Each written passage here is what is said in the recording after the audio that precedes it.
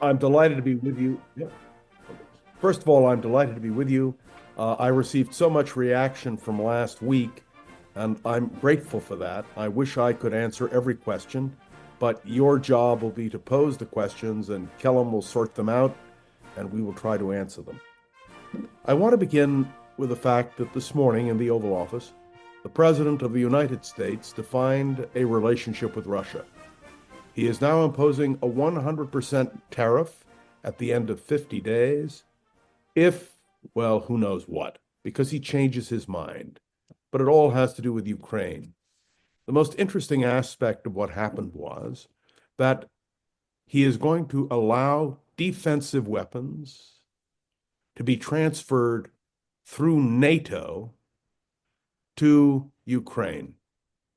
Uh, it's very interesting. I don't know why we're not supplying them ourselves, although Donald Trump will come up with all kinds of reasons. But the important thing is Vladimir Putin understands directly. And because I want to begin with Russia and the situation now, I want to give you a quote that I found absolutely fascinating. And it comes from Theodore Roosevelt when he was negotiating with the Russians. And this is what Roosevelt said to a friend. What I cannot understand about the Russian is the way he will lie when he knows perfectly well that you know he is lying. And that's our problem. Our problem is that whatever Putin says, no one really trusts him. And yet we have no alternative. Not because Putin is a massive economic power, but because Putin is a nuclear power. Please notice I said Putin was a nuclear power because of the structure of the way Russia, not the Soviet Union, but Russia operates. The Soviet Union had a Politburo, and there were debates in the Politburo, particularly in the Khrushchev era. But there is no debate anymore, evidently. It is simply Putin's judgments. Donald Trump has now said, and this intrigued me this morning, that all presidents have failed in dealing with Putin. And he attacked, by the way, all of his predecessors vigorously, especially Joe Biden, who, again, he raised the question of whether Joe Biden was legitimately president of the United States, saying the election was fraudulent. It is a constant, uh, the same sort of thing every time. But I do want to make this observation about Ukraine. There is no way that they can win the war simply using defensive weapons. Indeed, I would suggest that Putin realizes that there is no way that Ukraine can win the war. All there can be is a guerrilla resistance. The United States has now been forced to try to deal with this question by providing defensive weapons, and that is precisely what Donald Trump cut off for a while. Now, here's an interesting question. It's a conundrum because he claims he didn't cut it off. Somebody did. That somebody was probably the Secretary of Defense, Pete Hegseth. They sat together in the cabinet room at the White House as Trump made these comments, and Pete Hegseth sat silent. There was no effort on the part of Donald Trump to ask the Secretary of Defense whether or not he had in fact authorized these cutoffs. In short, we will never know, or at least not in the foreseeable future, who was responsible for a massive mess up in the Trump administration, nor is anyone being held accountable. May I tell you, as somebody who studies the American presidency, I have never seen or experienced this kind of lack of leadership from the Oval Office in my life. I look back in history. I just have no way to identify this kind of situation. So, in dealing with foreign policy, and let's deal with it directly before we move on to many other matters, Ukraine remains a difficult problem. As the president indicated, he speaks with Putin. They have a very nice conversation. He even mentioned that he said to Melania how nice Putin was and what a constructive conversation it was. And then Melania said to President Trump, evidently, well, he just fired missiles over Kiev. And I think this is something we need to understand. There is no central decision-making process in the Trump administration that involves anyone but Donald Trump. He has gutted the National Security Council, as all of you know. It no longer exists. He has systematically removed, and this was the most stunning thing this week to me, some 1,300 people in the State Department. Do you understand that American diplomacy is predicated on having a State Department that provides reports and information? And many of the people laid off speak languages which we deal with every day in foreign policy. It isn't necessary for the president or the Secretary of State to be multilingual, but it is necessary to have a State Department that can be deployed who can communicate in languages other than English. I point this out because the gutting of the National Security Council, the gutting of the State Department, raises in me great apprehension because there is no place now other than Donald Trump for decisions to be made. I want to say a word about Marco Rubio, the Secretary of State. He is the most impotent Secretary of State since Bill Rogers. The difference is that Bill Rogers, who was Nixon's first Secretary of State, was made impotent because Richard Nixon resolved to conduct foreign policy out of the White House himself. And of course, Nixon had as a major advisor Henry Kissinger. But there were others, including Brent Scowcroft, Alexander Haig. There were people around him who had diplomatic and military experience. That is not the case with Donald Trump. So it really is a hit and miss kind of a thing. Now, I watched the Secretary General of NATO, who is a very bright guy, and he just played along with Trump, giving him compliments, telling him how wonderful he was, talking about the strength of the alliance, because he's in a position where he can't do anything else. I am waiting for a decade to pass when he writes his memoirs and tells us what he really thinks. In the meantime, we also must deal quickly, and I have so much to cover today, but I want to deal with the question of tariffs. Donald Trump is going ahead with tariffs on Mexico, on Canada, and he, you understand, is making all the decisions on tariffs. The reason this is happening is because Congress abdicated its responsibility when it comes to tariffs. It is the responsibility of Congress, not the president, to set tariffs. Donald Trump has been given a free hand, a free rein in this particular situation, and that applies to what is happening now with Russia. When the president unilaterally announces 100% tariff on Russia beginning in 50 days, in other words, setting a 50-day limit for some progress on Ukraine. But there's a very interesting twist to this. We do very little trade with Russia. So the tariffs really have no particular impact, but it is the threat. And I will be interested to see how Putin responds. Putin is a very smart man.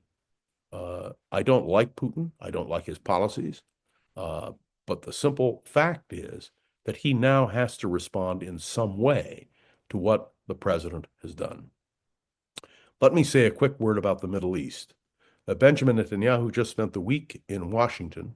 It was the hope of both the president and the prime minister that there would be an announcement to make before Benjamin Netanyahu left Washington and returned to Israel.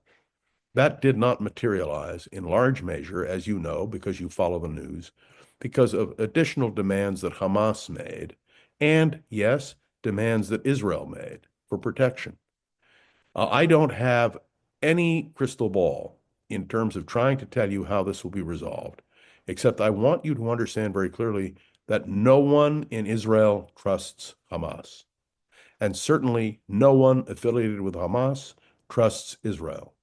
Whatever deal is struck will be out of expediency, and it is not, and I want to underline this so you all understand it, it is not a peace deal. Do you understand?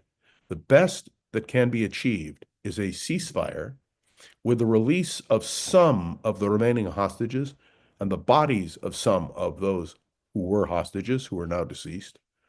That is the best that can be had from any agreement.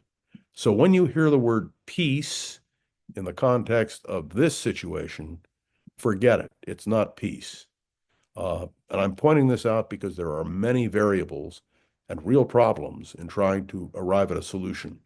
The solution was that Hamas never attack, that Hamas not kill and murder and maim people.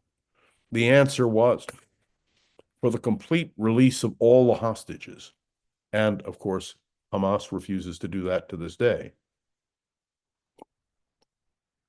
What is the role of the United States? Well, we're a mediator. That's what we are, because there are not direct talks. So I wanted to touch on the Middle East for a moment. And now, if I can, with you, I would like to turn to some other issues, although I know you will have many questions about Russia. And that's why I opened with a quote from Theodore Roosevelt, because even when you're talking to them, they don't tell the truth. And it's a serious diplomatic problem. I want to talk about Rosie O'Donnell, not because I want to talk about Rosie O'Donnell, but because I want to confront with you directly a serious question. Rosie O'Donnell was born in New York. Donald Trump is talking about stripping her of her American citizenship. He cannot do that. Do you understand? It isn't within any realm of his ability to implement stripping anybody in the United States of their citizenship. I want to only comment on the deafening silence from Republicans in the Senate and the House on this unimaginable statement by a president of the United States. I don't care if you like Rosie O'Donnell or you don't. I don't care if you agree with her politics or you don't. What I do care about is the threat from a president of the United States to strip an American citizen of their citizenship. That, to me, is unacceptable, and it ought to be unacceptable to the country. I want to say a quick word, if I can, about the Epstein case. It's interesting. The first question I got this morning in my previous incarnation before this class was about whether or not MAGA is in rebellion against Trump. So let me explain to you, I have not talked about Epstein because I felt no need to talk about him. He's dead. It is now confirmed by Pam Bondi, the Attorney General, that he died of suicide, that he was not murdered in his jail, which the conspiracy theorists raised. It is important to note that both Pam Bondi, the Attorney General of the United States, who the president is standing foursquare behind, do you understand that? He has announced his 100% support for Pam Bondi. At the same time, we have Dan Mangino, who is the deputy director of the FBI. I want you to understand the job of the deputy director is to administer the FBI. That's their job. And Mangino was one of the leading conspiracy theorists about lists and cover-ups and deep state. I want to also comment on Alan Dershowitz. Many of you know I'm not neutral about Alan. He wrote the introduction to our book, Icon of Evil, Hitler's Mufti and the Rise of Radical Islam. I've been on the platform with him many times. He has said that he saw a list from Epstein. Google it, you can hear him say it. And that he cannot reveal who was on the list because of a court order which told him he was not allowed to do it. Now, part of the reason for that is that he himself may have been on the list. As you understand, Dershowitz had some dealings with Epstein as well. I do not know the depth of the problem. I do not know if there is a cover-up. I do not know the positions of Pam Bondi or Dan Bongino or others. I just don't know. But I do know this. These key individuals have all said there was a list. The Attorney General of the United States, Pam Bondi, said there was a list and she had it on her desk. The problem is with MAGA, with the movement of Donald Trump, because they believed thoroughly, 100%, that there was a massive, and I want to be very careful when I say this, a massive deep state cover-up of the Epstein affair. And they ran on that. And those of you who follow talk radio, as I've done for years, know that until Bongino was named the deputy director of the FBI, and until Pam Bondi was named Attorney General of the United States, they talked about this grand cover-up. Will this cause a problem for Donald Trump? Well, he answered it very clearly. He said, Epstein isn't a question anymore. There's no reason to deal with it. And he told his followers, just stop asking questions. Well, the one thing about conspiracy theorists is they never stop asking questions. They never stop demanding answers. Is there a conspiracy? I have no idea. But is the Justice Department and the FBI severely compromised by what's happening? My answer is yes, most assuredly. And the credibility of these two agencies, which are so vital to American national interest, the Justice Department and the FBI, represent a threat to America. And this threat comes not from a foreign government, but from a domestic source, encouraged by Donald Trump. I want to move now to the question of the tragedy we witnessed in Texas last week. There is no way to control a natural disaster. Those of us who have been through earthquakes, those of us in Northern California who have been through fires, those of us who have simply watched nature and its evolution understand that there are some things beyond our control.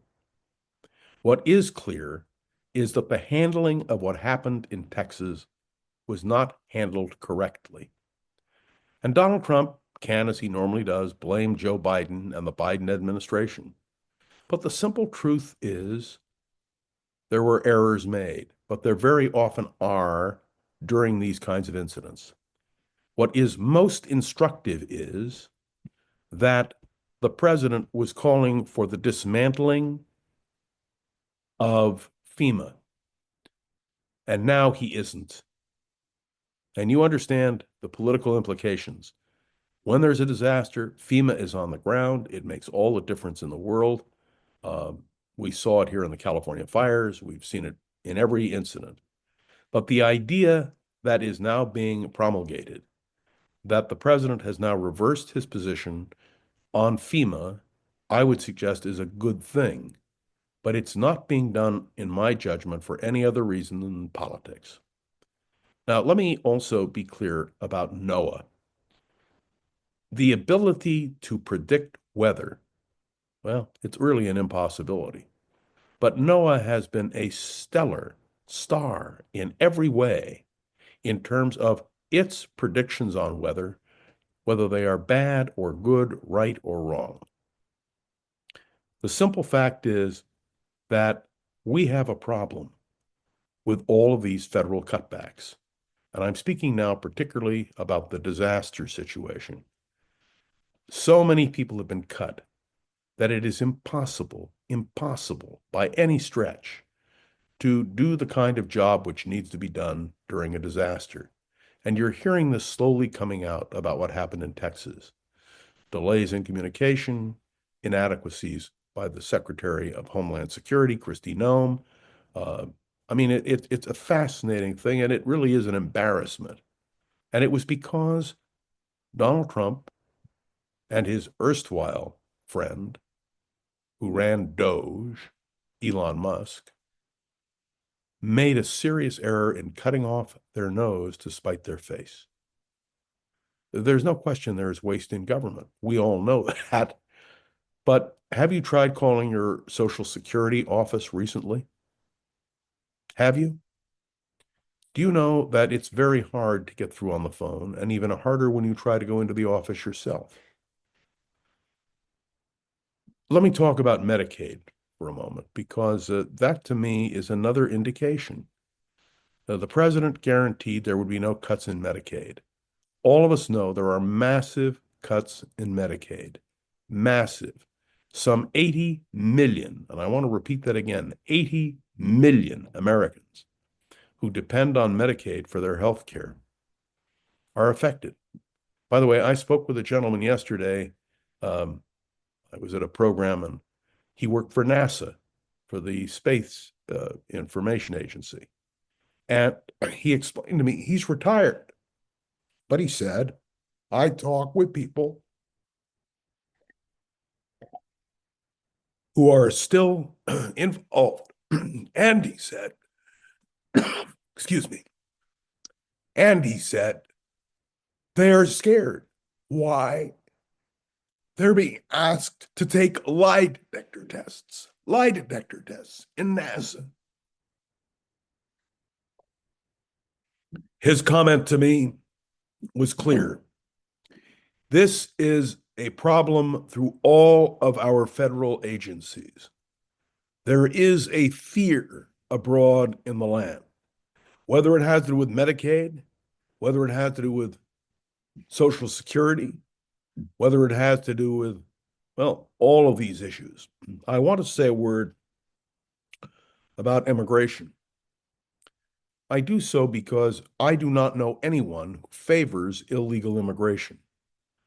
But have you been watching and listening about the so-called detention center known as Alligator Alcatraz in Florida? This week, a group of members of Congress, granted Democrats, went to see the facility. They were appalled by the conditions, the health conditions, the weather conditions, the mosquito conditions. And we are told now, and if you've been following the news today, that the Trump administration is determined to build such a center in the middle of San Francisco Bay at Alcatraz. And the president has spoken about calling it Shark Alcatraz. Why?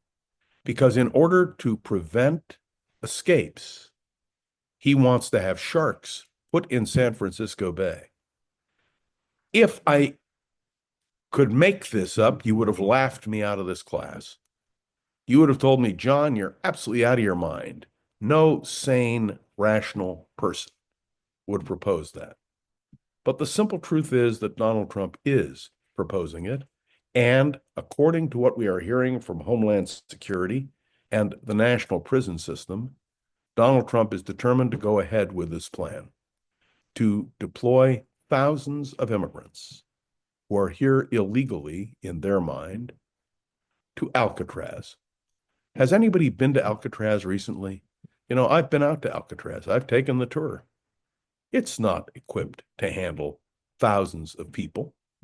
And certainly the idea of implanting sharks, by the way, you know we have sharks in San Francisco Bay, but not killer sharks, which is the implication of what Donald Trump is saying. It's absolutely ludicrous. It's beyond laughable. I want to say a word, if I can, about the deploying of the National Guard in Los Angeles. And I want to point something out to you.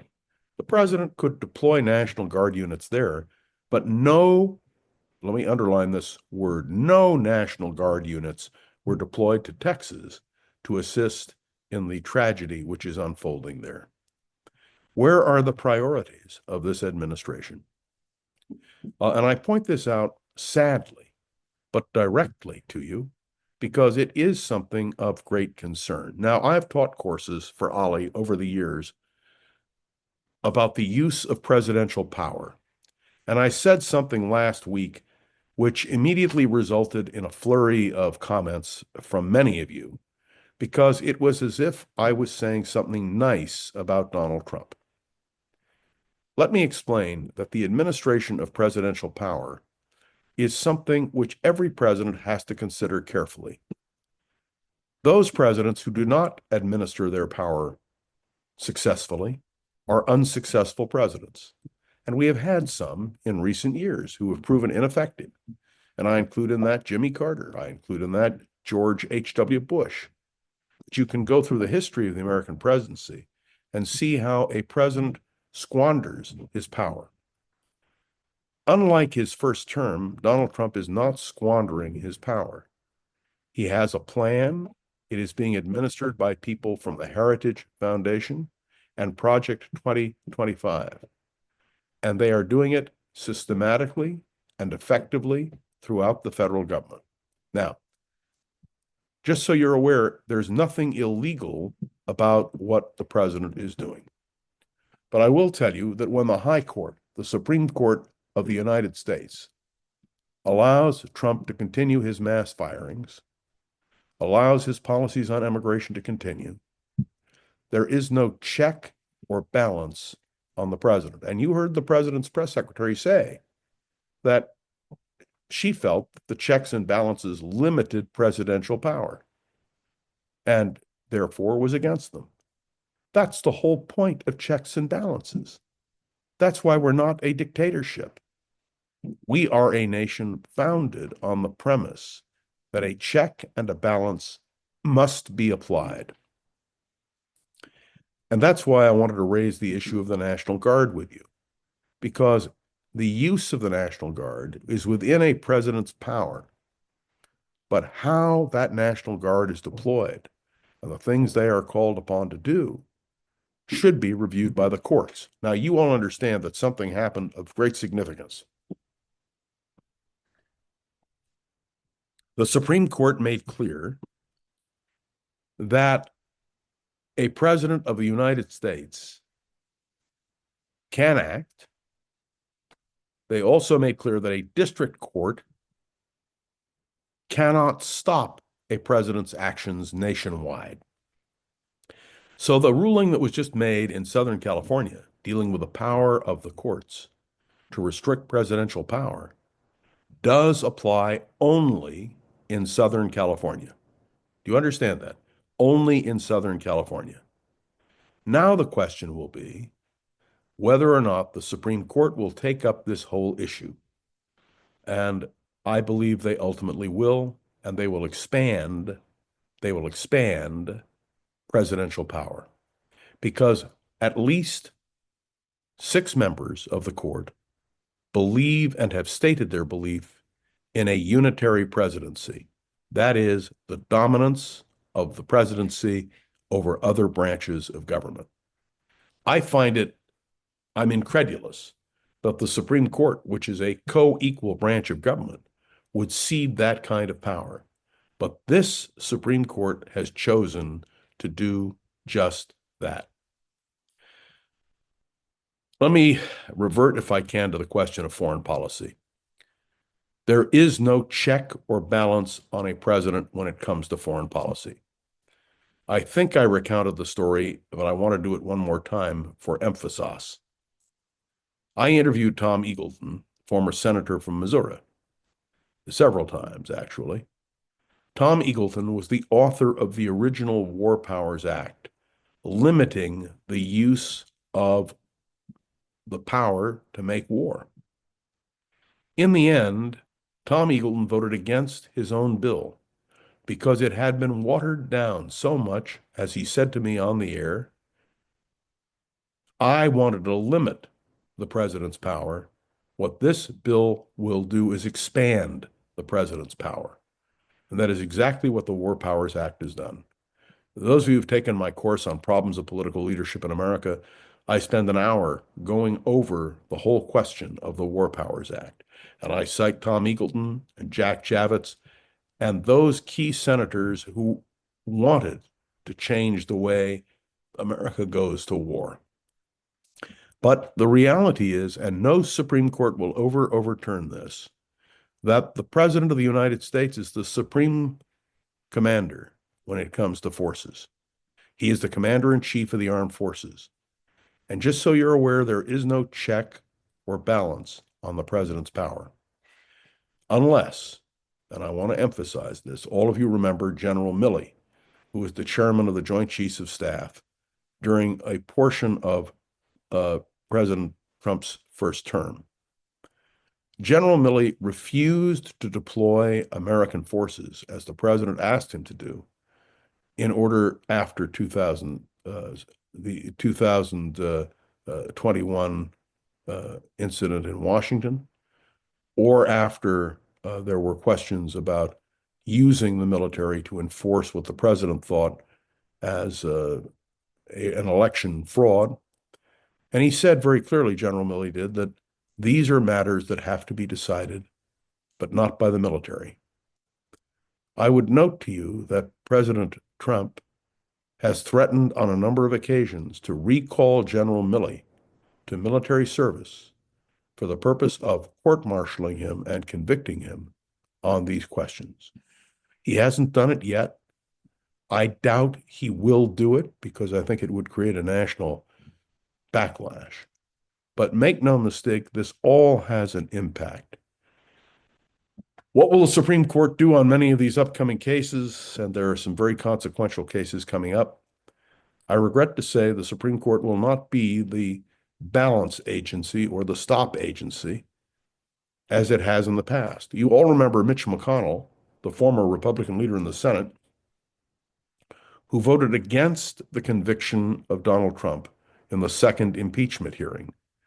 Why? It was over the January 6th insurrection. Why did he vote against it?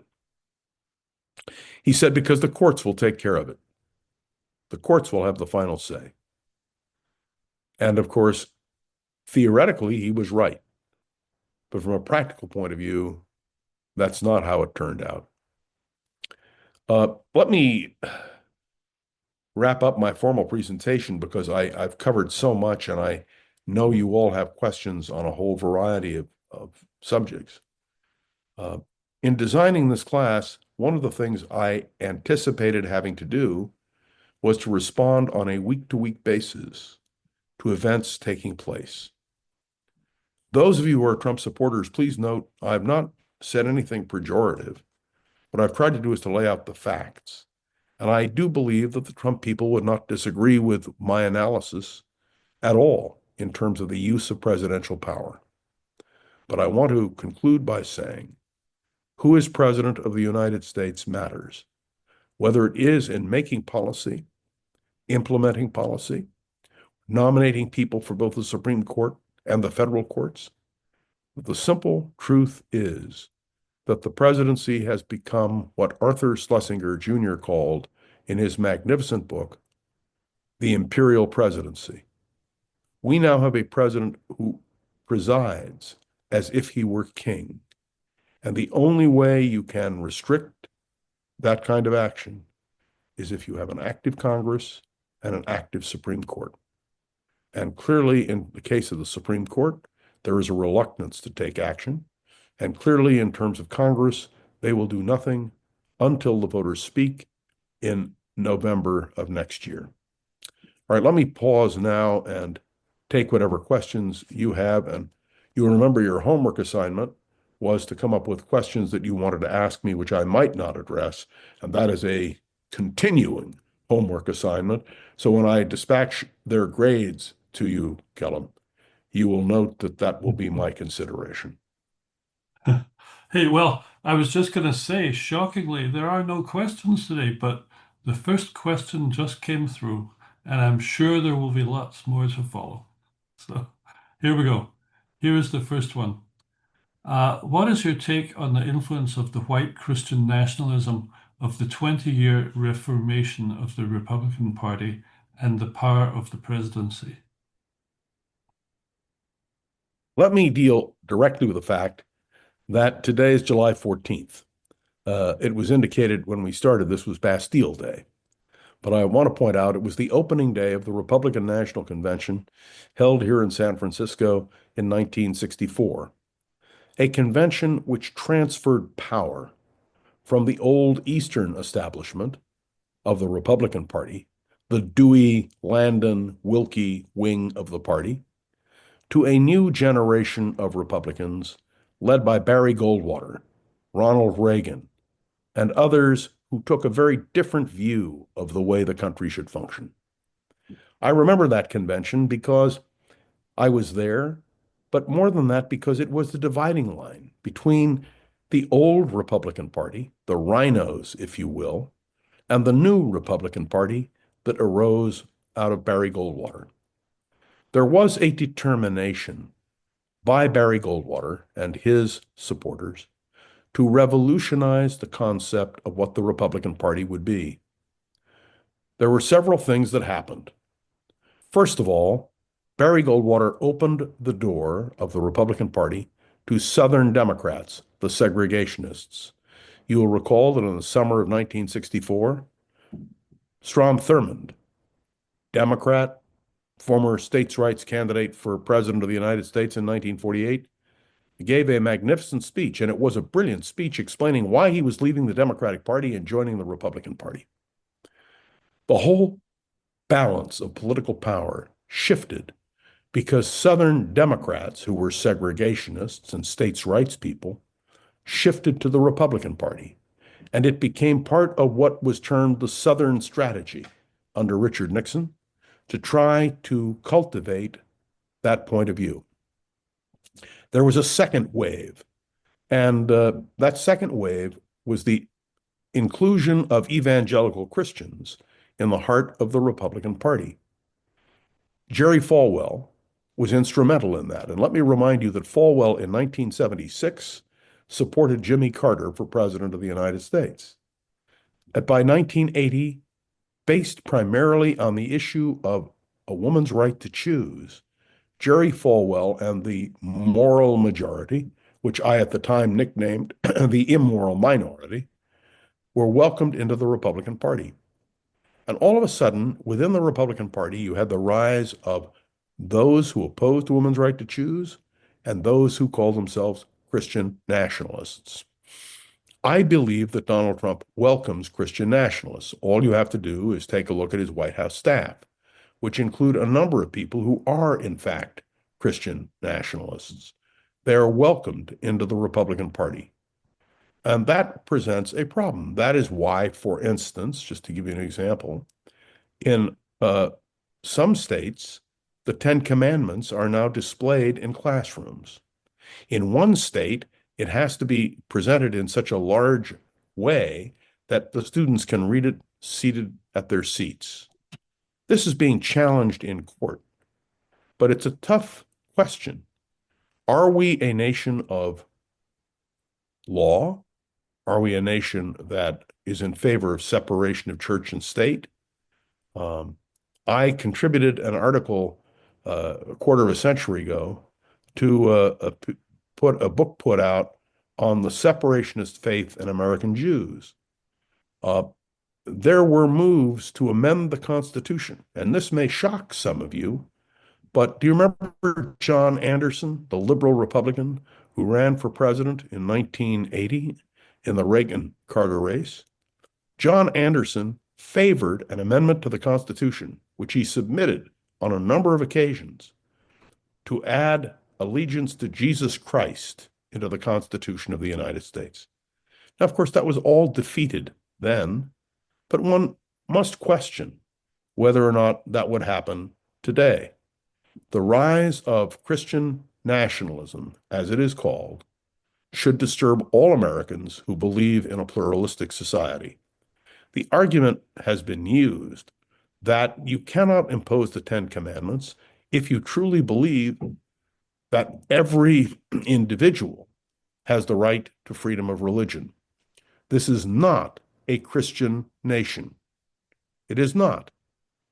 And the idea that there are those powerful forces who want America to be a Christian nation is one of the things that has to be taken into account. They have no home in the Democratic Party. By the way, you'll notice I call it the Democratic Party.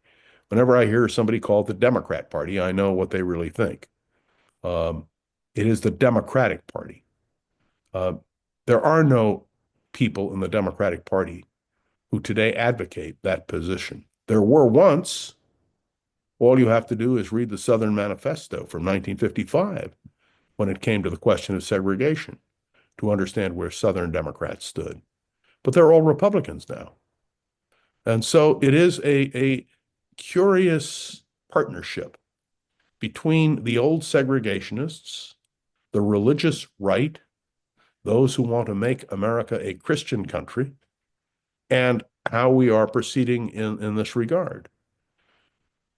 So I don't know how else to answer the question except to say that the Christian nationalist movement is part of the Republican Party.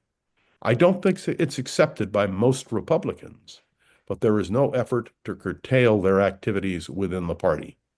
And again, the Democratic Party has no such wing, which some would argue may hurt their chances in elections. Next question. I hope that wasn't too Okay. long an answer, but I think It was, this is something where we could spend hours talking about that situation. yeah. All right. Next question is from Diana. Could you comment on the Epstein list? Perhaps this is going to backfire on Trump once the list is exposed. He and others in his camp may be vulnerable to exposure. So far, MAGA response has not been positive to Trump and Bondi. Look, let me explain to you. Do you all understand who Pam Bondi is? The former Attorney General of Florida. She is an election denier. She continues to say that Trump won the election of 2020. Um, she she is clearly in that camp, and Donald Trump embraces her.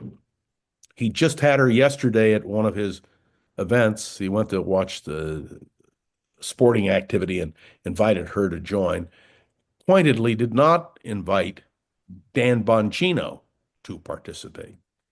Um, this is a real battle within the MAGA movement and within the White House.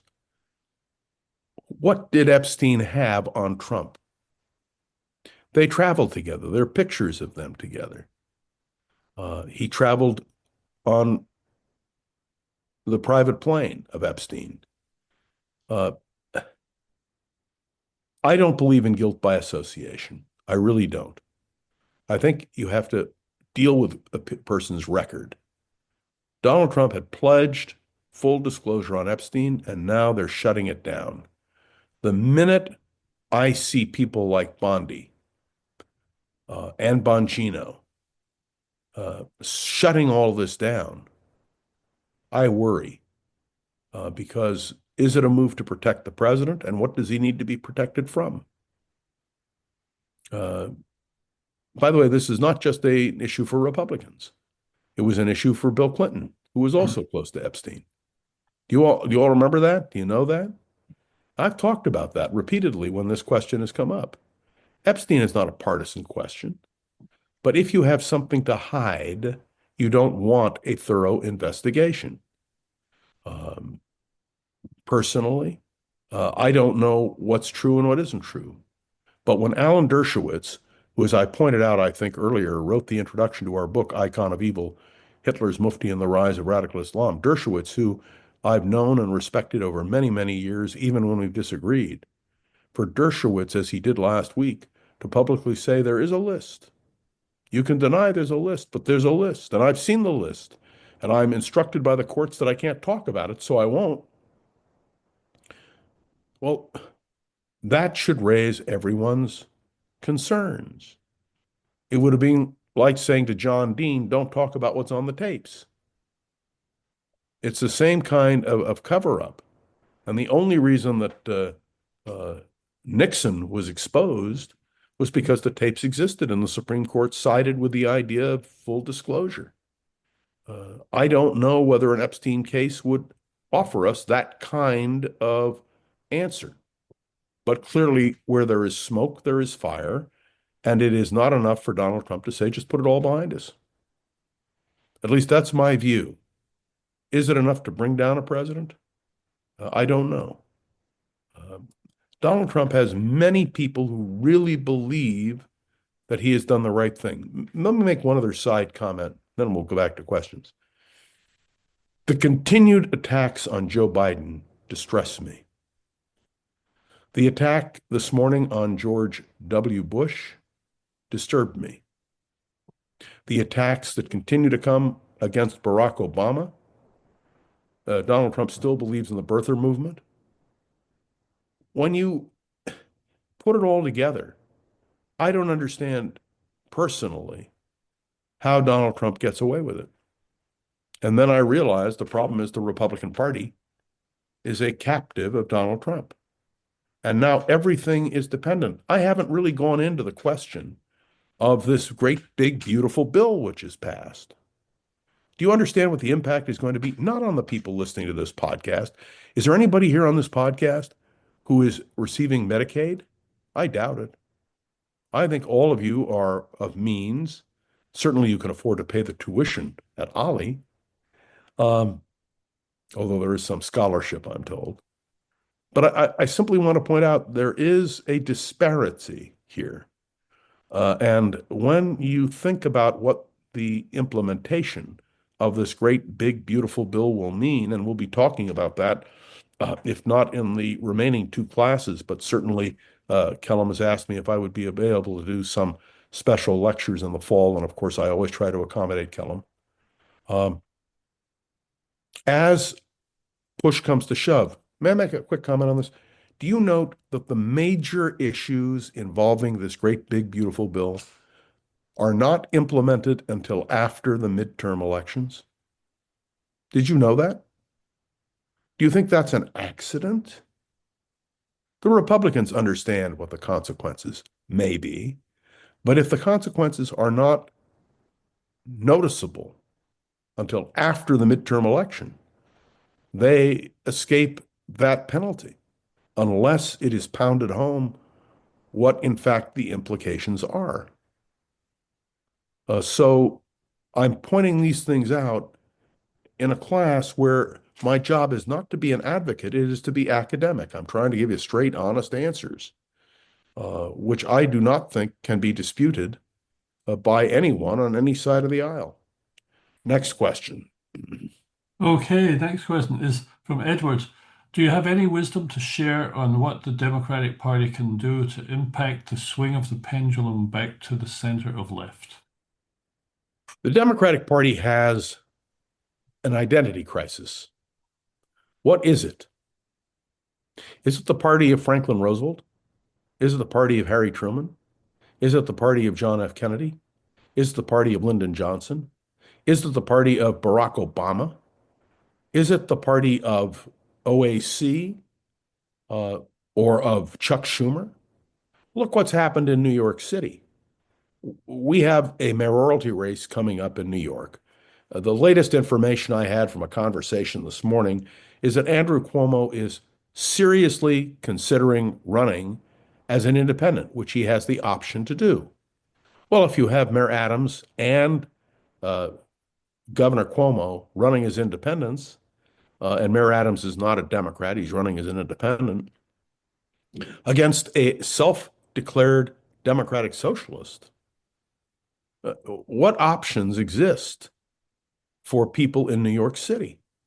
I am deluged because of my activity in the Jewish community with the comments about the Democratic candidate for mayor of New York, who Jews by and large feel represent a trend that is not only anti-Israel, but encourages Jew hatred. Now, you can dispute whether or not that's true or not, but please note the number of Democrats who are not supporting the Democratic nominee for governor, rather for mayor of New York. There is a crisis in the Democratic Party. Now, this is not new. Let me just give you a historical perspective for a moment. The best example I can give you was the battle between Franklin Roosevelt and Alfred E. Smith for control of the Democratic Party prior to the 1932 Democratic National Convention. The Democratic Party was split. And in the end, it was Al Smith who took a walk. He didn't do it till 1936 when he supported Landon, 1940 when he supported Willkie, and although he died before the election of 1944, he died in October of 44. He had decided to back Tom Dewey. There was a real split within the Democratic Party, and then the Democratic Party had to redefine itself. So I do not believe this is an unusual moment. But how will we determine the winner in the struggle for power in the Democratic Party? It's who they nominate for political offices, particularly for the presidency of the United States. I don't know whether AOC is going to challenge Chuck Schumer in the Democratic primary in New York, but I can assure you that if a Democratic socialist is elected mayor of New York, the odds are somebody will challenge Chuck Schumer, who represents the old establishment Democrats in New York. Uh, Political parties go through this kind of turbulence. Republicans have done it, Democrats have done it.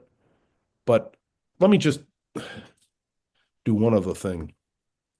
And by the way, I appreciate having these kinds of questions because it requires me to think. It requires me to really understand my own thinking, and that's very helpful. Uh, there is a challenge in every generation for a political party to define itself. And it's done not necessarily on issues alone, but on personality. And the struggle within the Democratic Party is over personality. Let me bring it close to home. Uh, Nancy Pelosi may soon retire. She may not. She may run for another term, maybe even two. She's in good health. And Nancy Pelosi represents you in Marin County as she represents me.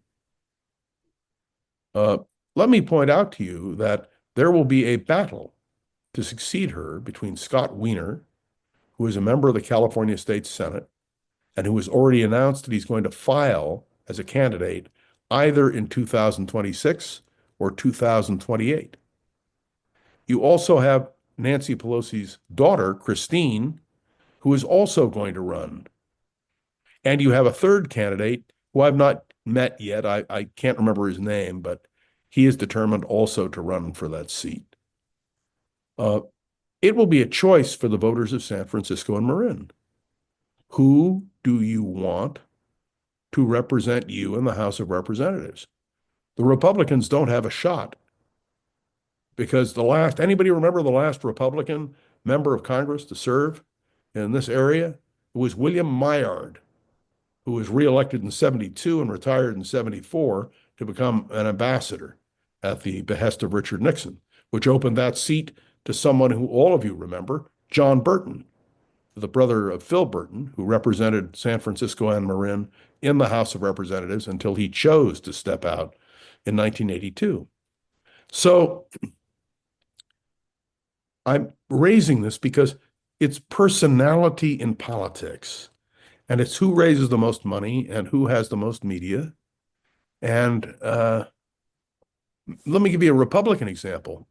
You're seeing an example in Texas, where the Attorney General of the state, Paxton, who is a solid Trumpist, is running against John Cornyn for the Republican nomination.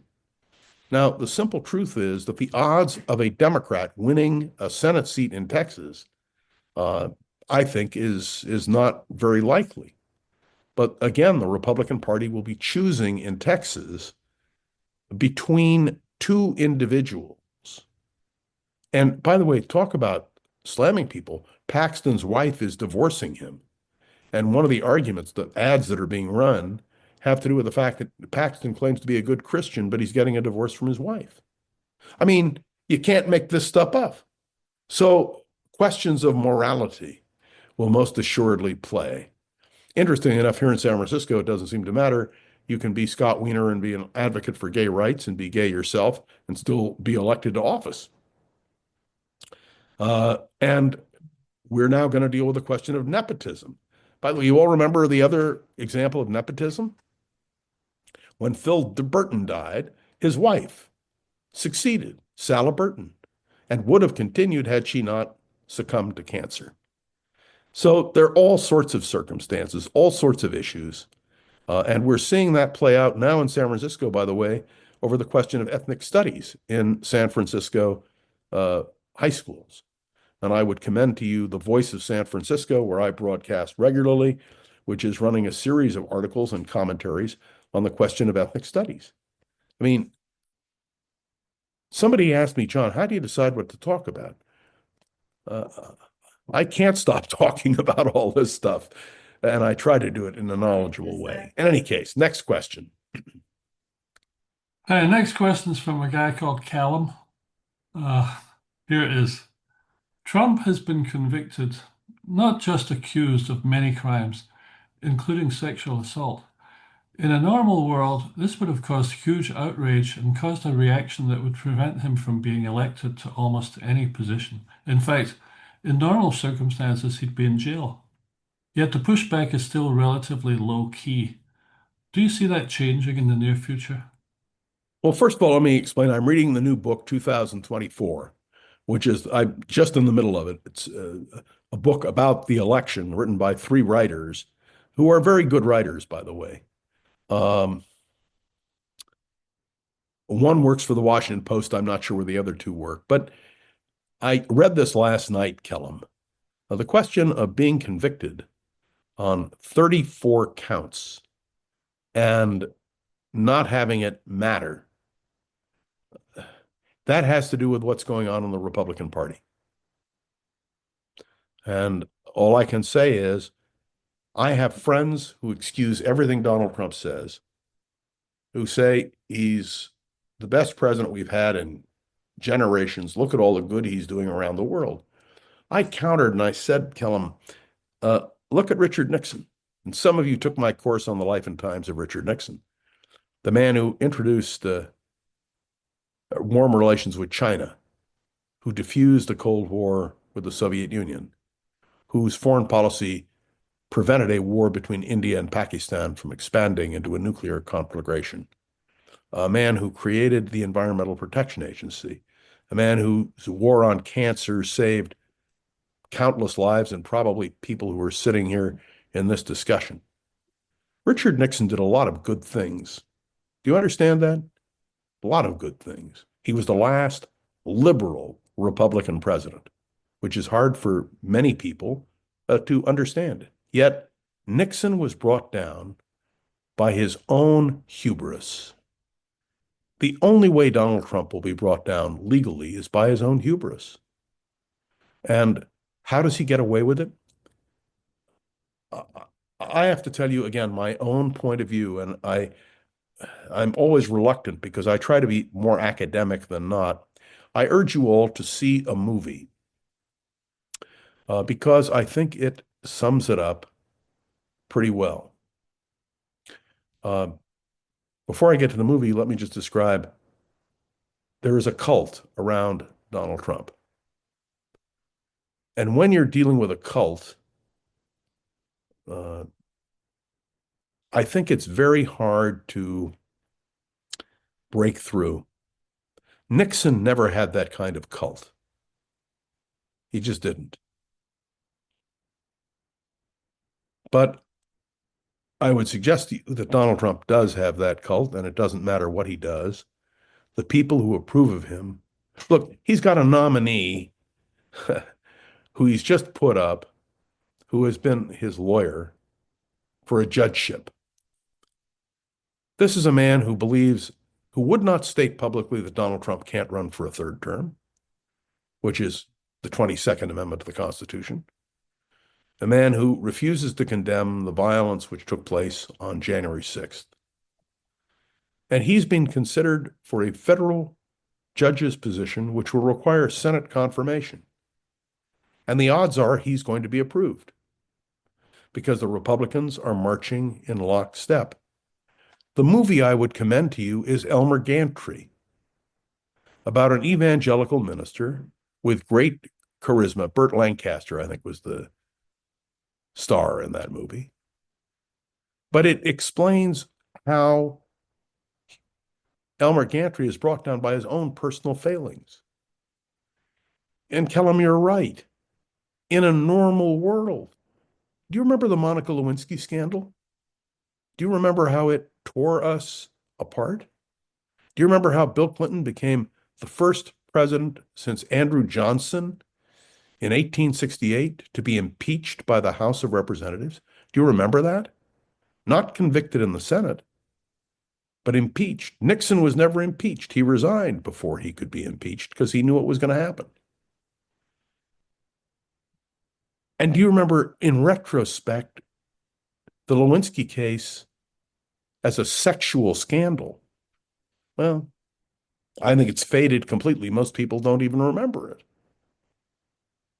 But we are in a different time now when an accountability, even being convicted on 34 counts of felony, seem not to matter.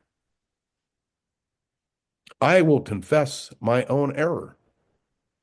My own error is that I believed after January 6th, Donald Trump could never be considered a legitimate candidate for the presidency. I believed after his conviction on 34 separate counts that he could not be considered for the presidency of the United States.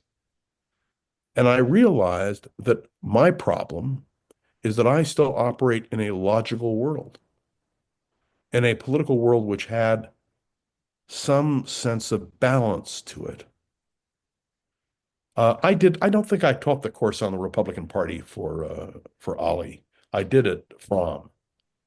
Uh, and what I learned in teaching that class is once upon a time within the Republican Party, you could have legitimate debates. Are you all aware that there was no Republican Party platform written in the last campaign? It was simply whatever the candidate for president wanted. That was it. When a political party will no longer debate questions of policy, and I would even suggest questions of morality, when even people who are moral, theoretically, accede to this kind of stuff, people like Mitch McConnell or Lindsey Graham or Susan Collins. Yes, I'm putting Susan Collins in this category. They know better. Privately, they express their point of view. Is it because of fear? Is it because of being bullied? Is it because their state will be disadvantaged? Now, my course in these 4 weeks is to deal with problems of political leadership in America. Well, if you have a political leadership that is untethered to responsible action, where does that leave you? And by the way, that doesn't lead me to despair. Quite the contrary. It energizes me. My ability to sit with you over an hour and a half period and talk logically about these problems. What Kellum is raising is absolutely true. But as my old professor used to say, it's not what is that really counts. It's what man thinks is. And when you're dealing with a cult, and you're dealing with people who are willing to excuse anything, well, that's the kind of situation we're in today. Next question. Okay, thank you.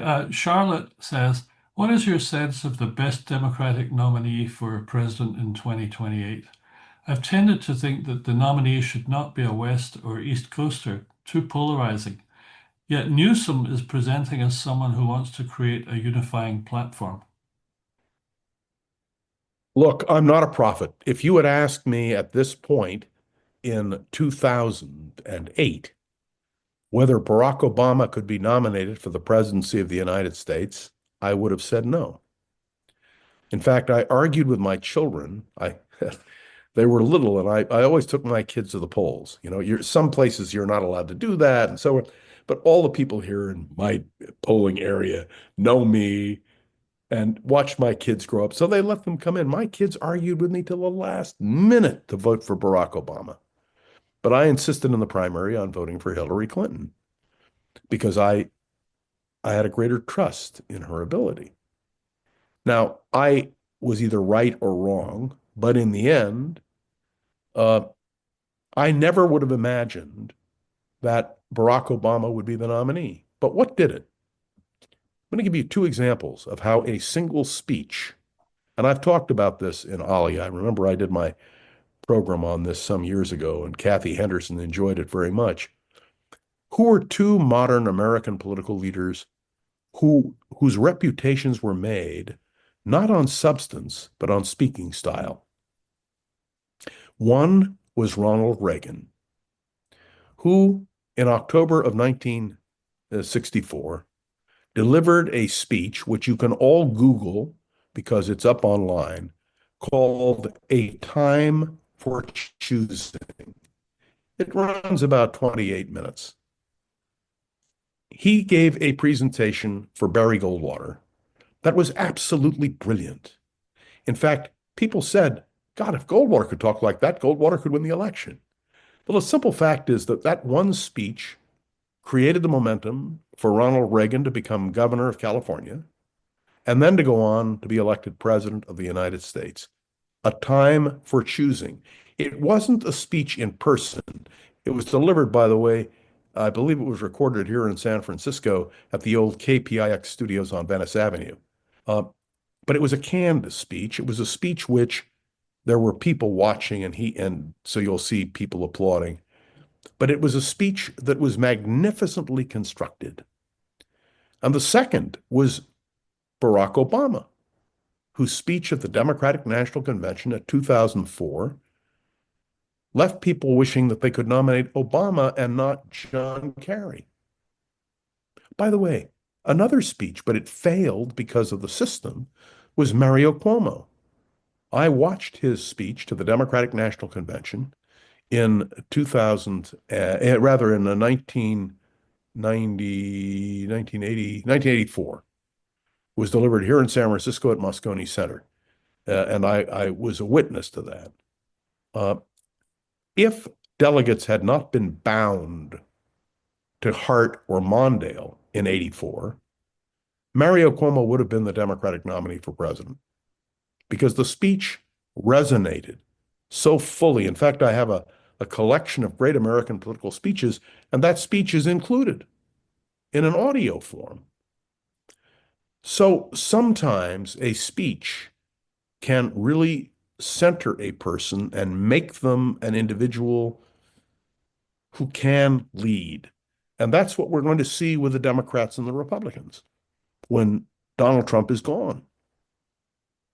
It will be the best communicator for the Democrats and the best communicator for the Republicans. I don't think it has to do with geography.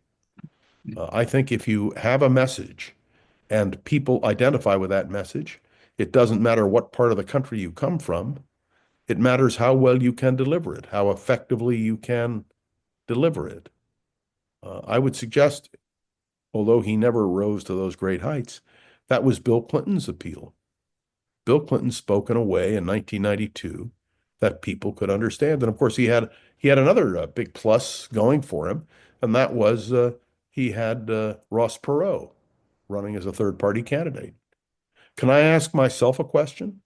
If you don't mind, I will. What Sure. about this third party envisioned by none other than Elon Musk?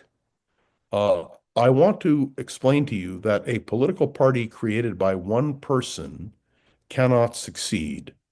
The last third party in American politics to win the presidency was Abraham Lincoln in 1860 rather.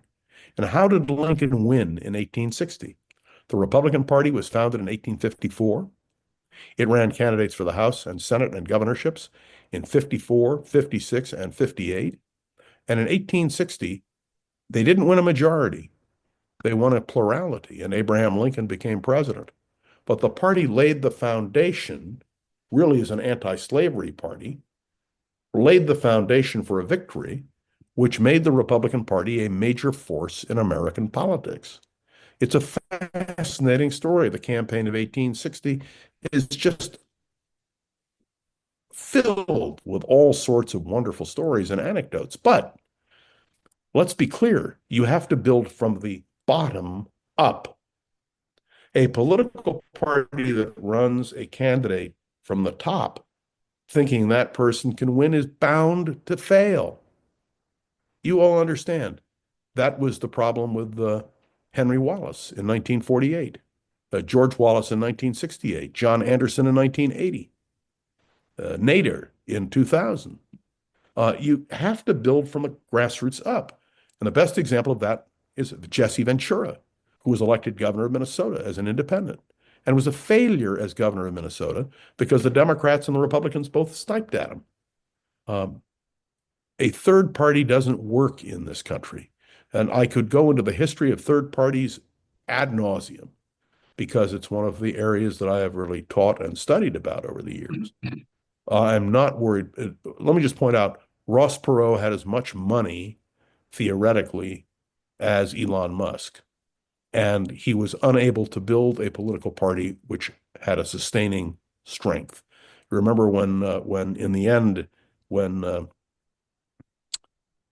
the party no longer had Ross Perot in 2000, does everybody remember who they ran? Pat Buchanan. And Pat Buchanan was a spoiler. If you remember in Florida, people thought they were voting for Gore But because of the butterfly ballot, they ended up voting for Buchanan, which is how Buchanan did so well. I mean, there were such flaws in that election. It's just absolutely fascinating. But I wanted to address the question of a third party for the same reason. You cannot win an election simply on charisma or on the ability to speak. You have to have people who will follow you. And that includes members of Congress, members of the Senate, House and Senate, governors and states, so that you can build a coalition that can really govern nationally. So the best you can get from Elon Musk is a spoiler, in my judgment.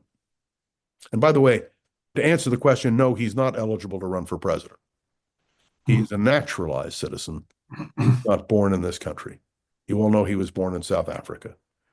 And the contrast was, of course, Ross Perot, who was born in this country, was viewed by many as a major American hero because of his work on POW release. And he failed very badly. As, by the way, we've had former presidents like Theodore Roosevelt who have tried and failed in a third party, or Henry Wallace, a former vice president who tried and failed. Wallace didn't win a single electoral vote in 1948.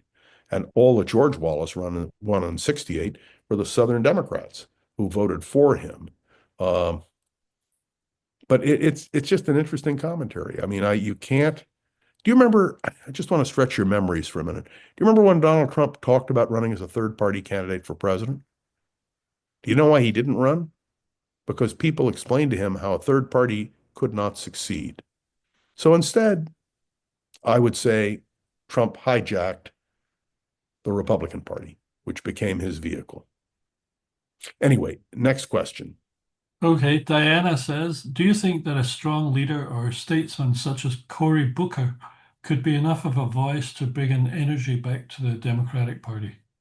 I personally like Cory Booker. Some of you may know that Willie Brown's daughter, Sydney, introduced him at one point as the next president of the United States. Sydney is now in law school at Yale. And by the time Cory Booker runs, she'll have graduated from law school. And I'm sure she would join his campaign. Cory Booker is an interesting man. I think he's very attractive in many ways. I want to remind you he's African American. He is unmarried. He is not gay. At least that's what we're told. He's a very articulate guy. He had his big splash when he gave that speech on the floor of the United States Senate that went on interminably. And I like Cory Booker. Can he win the presidency of the United States? As somebody said to me who's active in Democratic politics, we like Cory Booker, but Cory Booker is no Barack Obama. And that's why the race question becomes so critical. You know, Obama rose above race when he ran.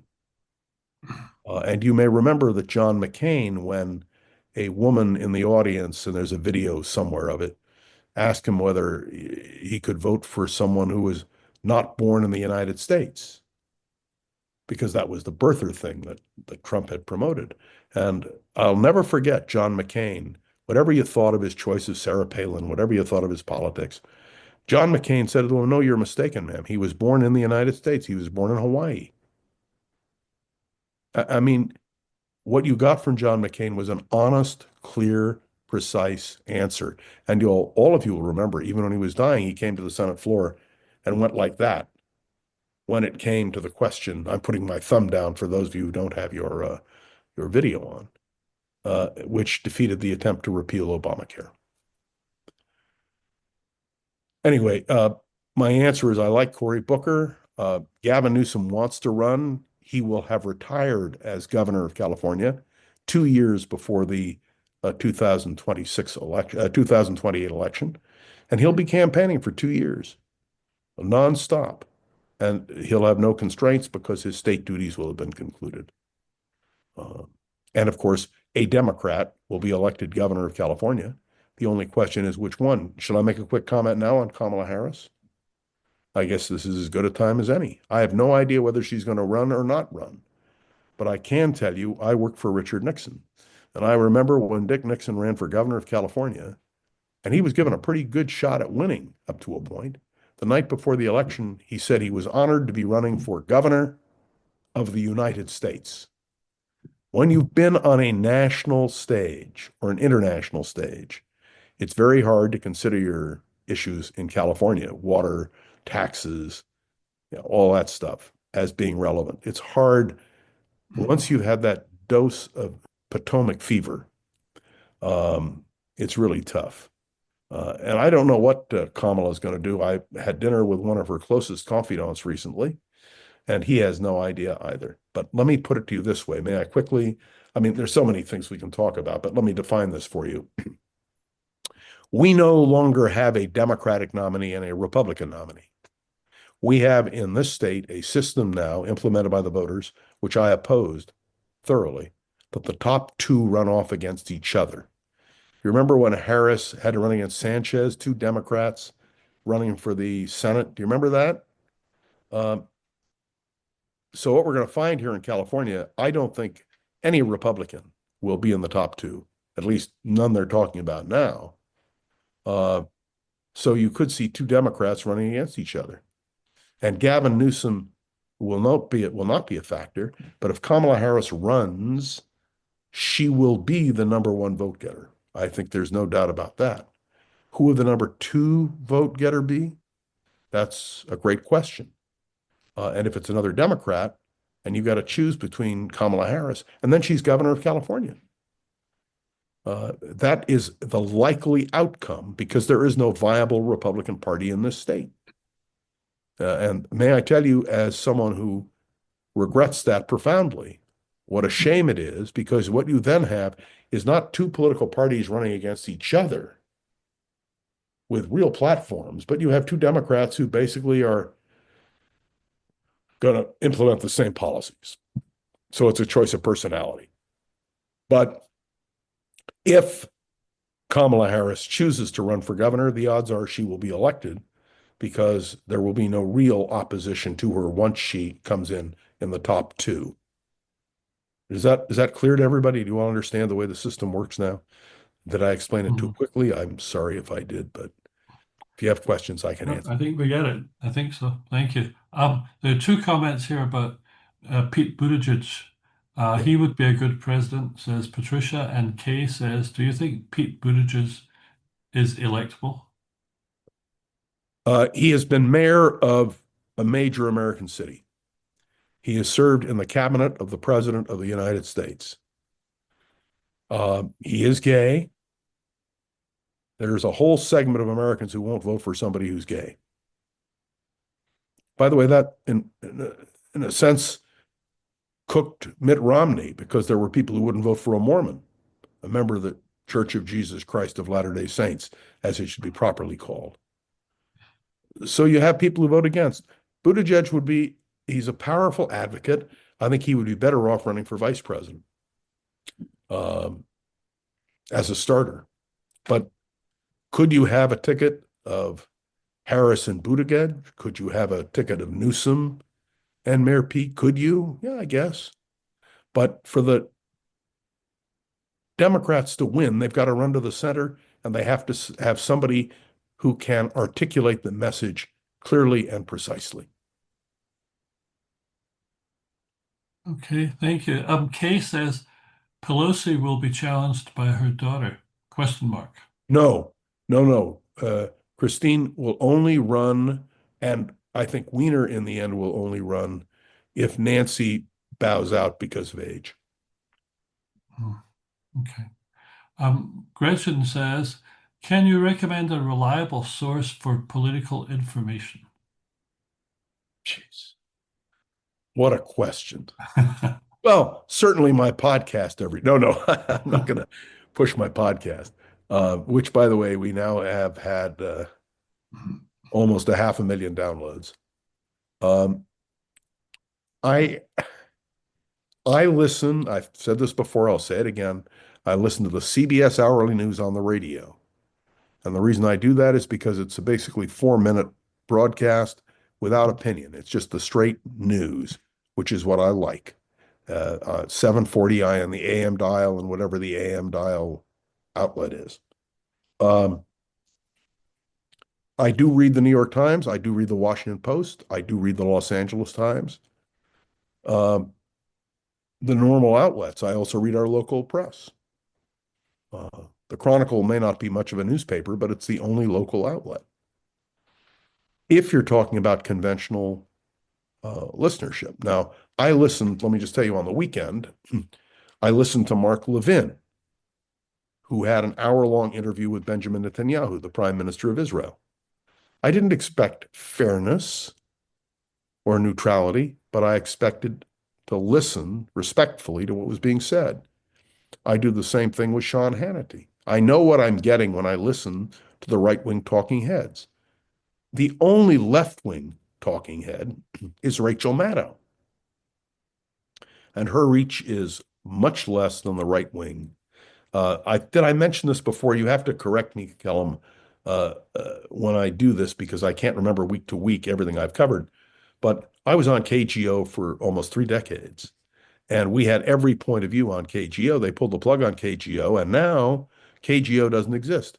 They took KSFO with right-wing talking heads and put it on 810 because it's a 50,000 watt station. KSFO was only 5 or 10,000 watts, whatever it was. So there is no opportunity for discussion. And KQED, which many of you listen to, serves a useful purpose, but it's not talk radio. It's not even forum as Michael Krasny conducted it.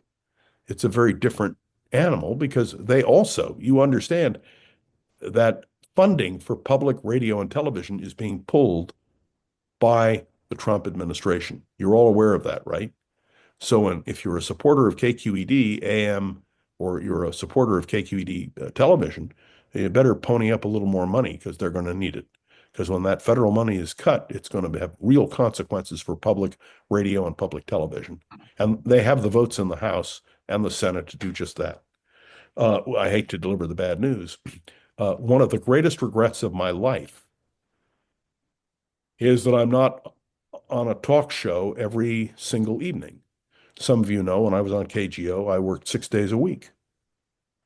And I brought a variety of opinion. I brought left, right, Trump supporters, Biden. So I brought everybody on because, first of all, that's the way I learn.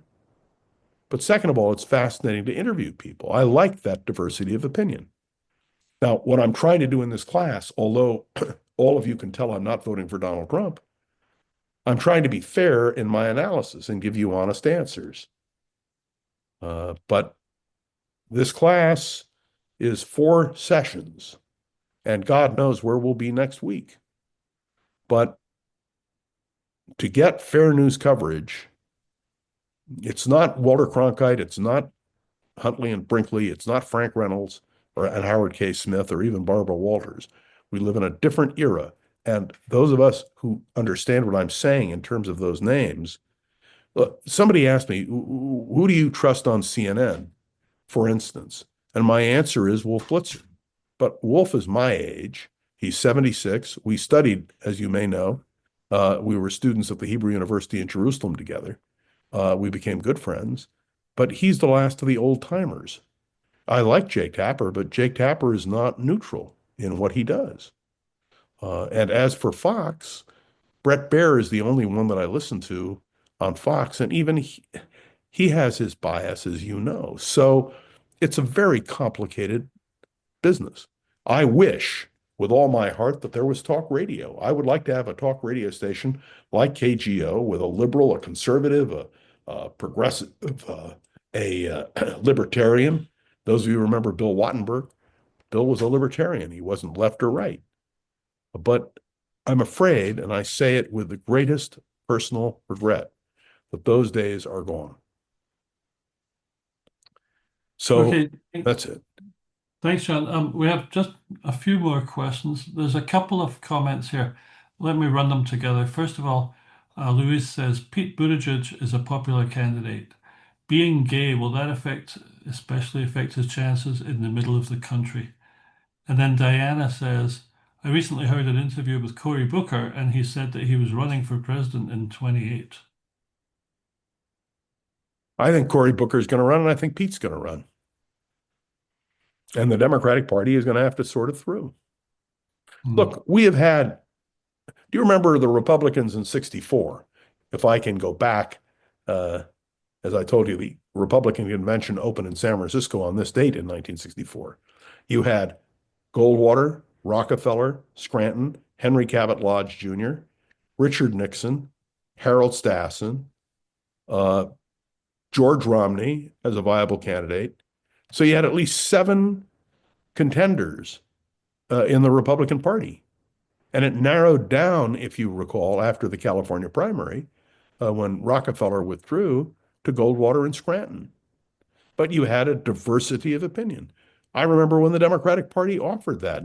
Best example was 72, where you had Scoop Jackson, George McGovern, Fred Harris, um, Birch Bayh, uh, Jimmy Carter. You had a whole range of people who were talked about or who ran. We don't have that diversity anymore. Part of it is it's too expensive to run for president and lose. Listen, it's too expensive to run for political office. Look what Daniel Lurie spent to be elected mayor of San Francisco. By some estimates, $12 million to be elected mayor of San Francisco. I mean, it's unbelievable. And I don't know any way to bring that to heal. I really don't. Um, may I say, as somebody who loved the old politics, it's not like that anymore. And it never will be, I guess. So that's another issue. Those of you from Marin County, you remember Milton Marks, my old boss? I was Milton's chief of staff on two occasions, at the beginning of his Senate career and then at the end of his Senate career. And Milton ran as a Democrat and as a Republican. He ran as a Republican first and then switched to the Democratic Party. And he could run a campaign on virtually nothing, but those days are gone. In fact, when Milton finally was forced to retire because of term limits, he had $600,000 in a kitty prepared if he wanted to run again, but he couldn't because of term limits. So it's a whole different bag of beans. By the way, the first time Milton was elected, he was elected on $3,500. And at the end, he had a kitty of 600,000. Do you understand the dimensions of what that means? By the way, I remember when you could run for mayor of San Francisco and not have to spend $12 million to win. I mean, it's a whole different universe in terms of political spending. And that, by the way, should be a class in itself. Okay, thank you. Ruth Friedman says, will we have two flawed men, Putin and Trump, determining the fate of the world, assuming that China keeps out of it?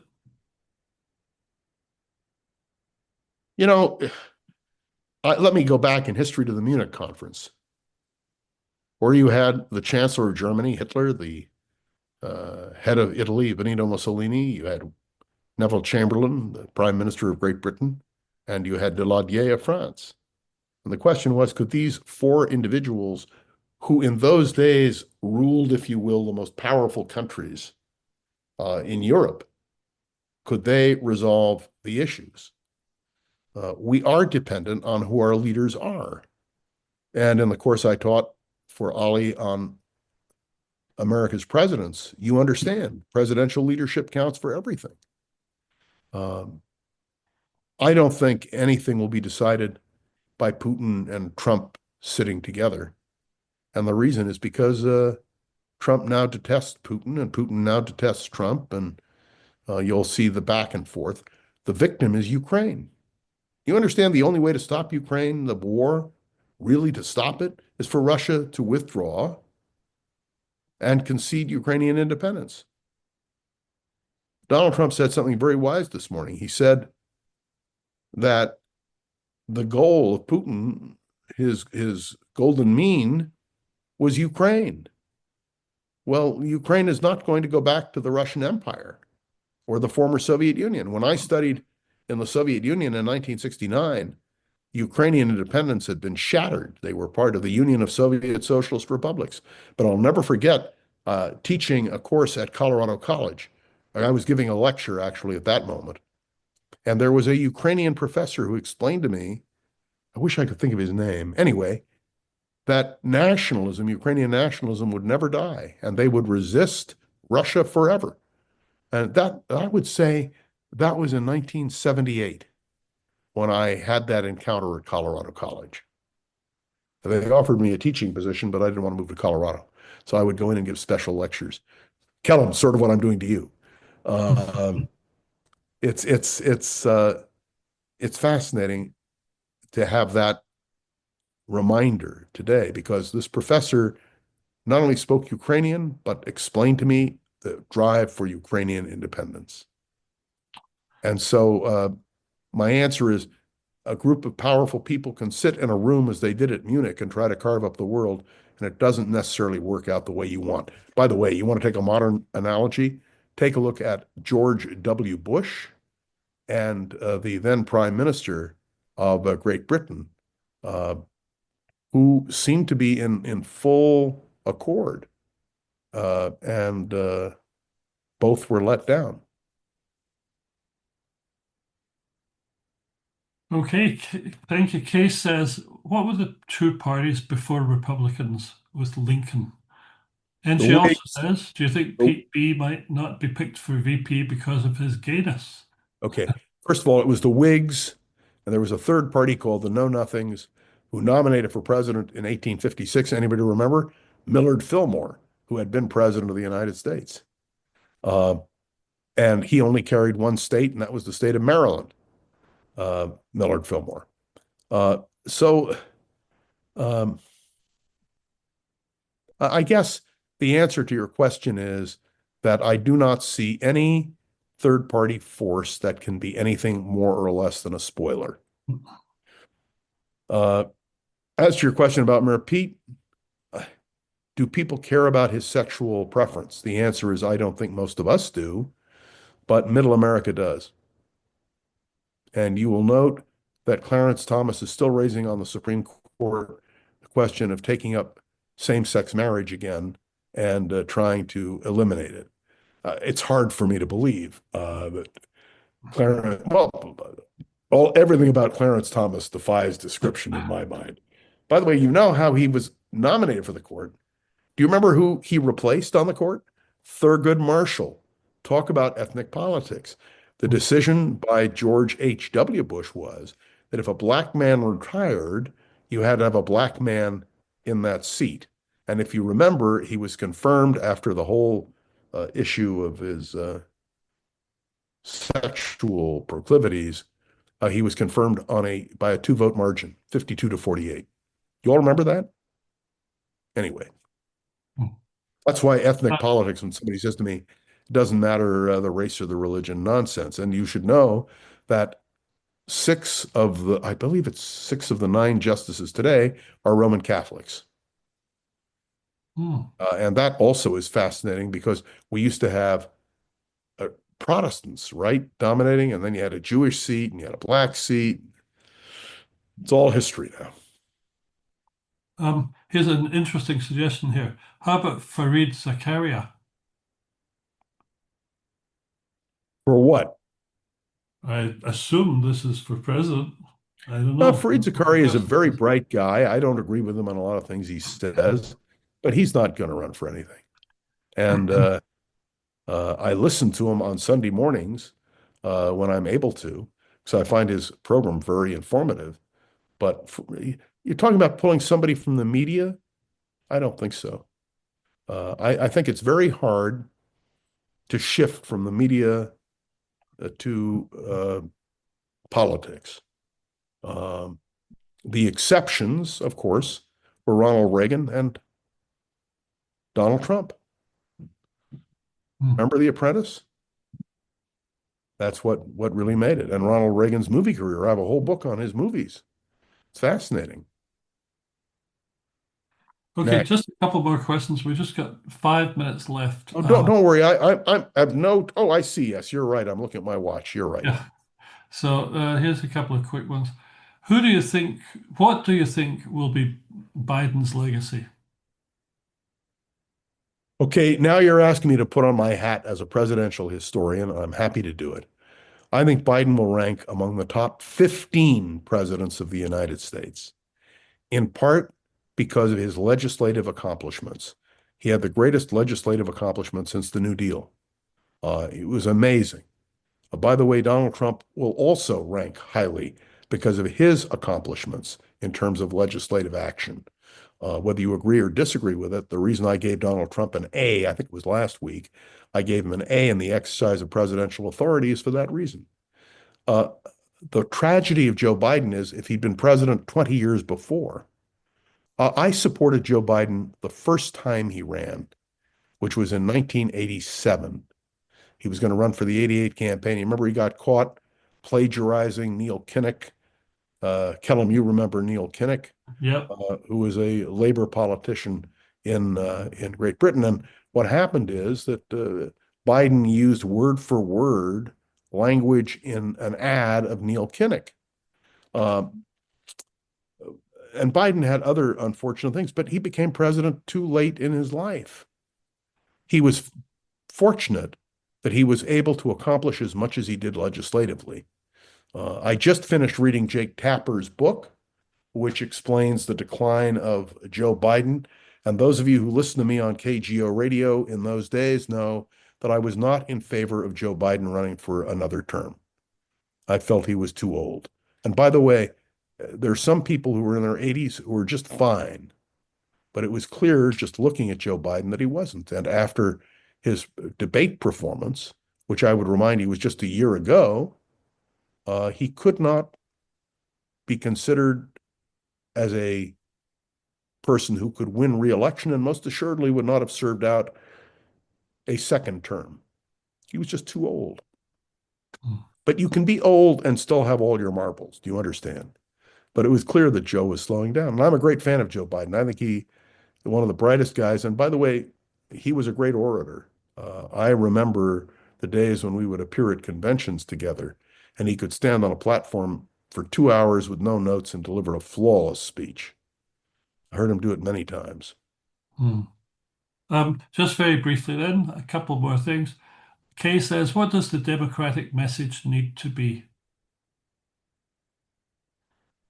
Well, if I were the Democratic nominee for president, I would call for a return to sanity. I mean, I would very clearly make the case against Donald Trump and say, you want a rational leader in the White House who will listen to all sides and who will articulate clearly and not look. I got to tell you a quick story. And we have two more sessions. We have a lot to cover. Each week, I try to update you. Uh, Before the election, I sat with a very good friend of mine, a man for whom I have a high regard, who told me he was voting for Donald Trump. And one of his justifications was he said, Elon Musk is for Donald Trump. Elon Musk is a genius, and therefore it makes great sense. I said, well, let me remind you that Henry Ford was a genius and was a vicious anti-Semite. Would you have followed his lead on that? I think it's the question of restoring sanity to the White House. Let me quickly point out to you, do you know what happened this week at the White House? The Rose Garden was demolished. Jacqueline Kennedy's Rose Garden does not exist anymore. They've paved it over. It's going to be some Trump expression with gold and all the rest. I was horrified as a historian.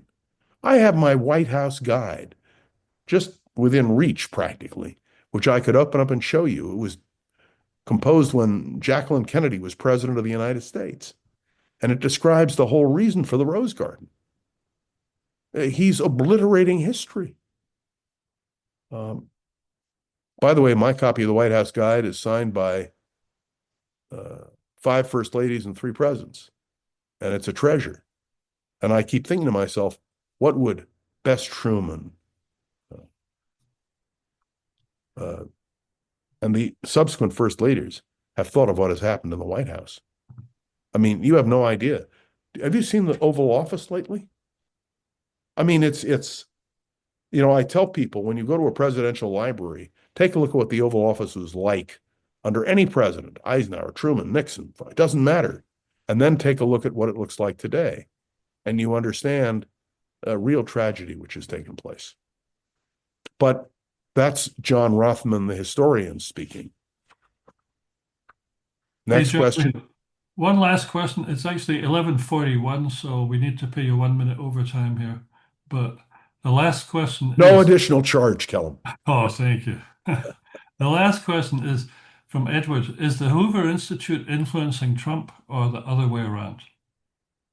Oh, there's no question that the Hoover Institution, uh, which is not an extension of Herbert Hoover, let's be clear, it's named the Hoover Institution, and Hoover left his papers to there, is a conservative think tank.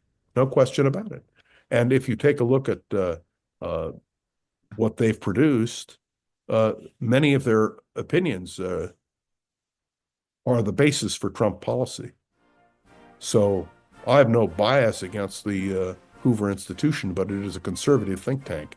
Just look it up. By the way, not affiliated with Stanford University. It's based on the Stanford campus, but it's an independent institution and does superb work in many areas of research. So I have no brook with them. They are not the Heritage Foundation. I think it's very important to draw that distinction.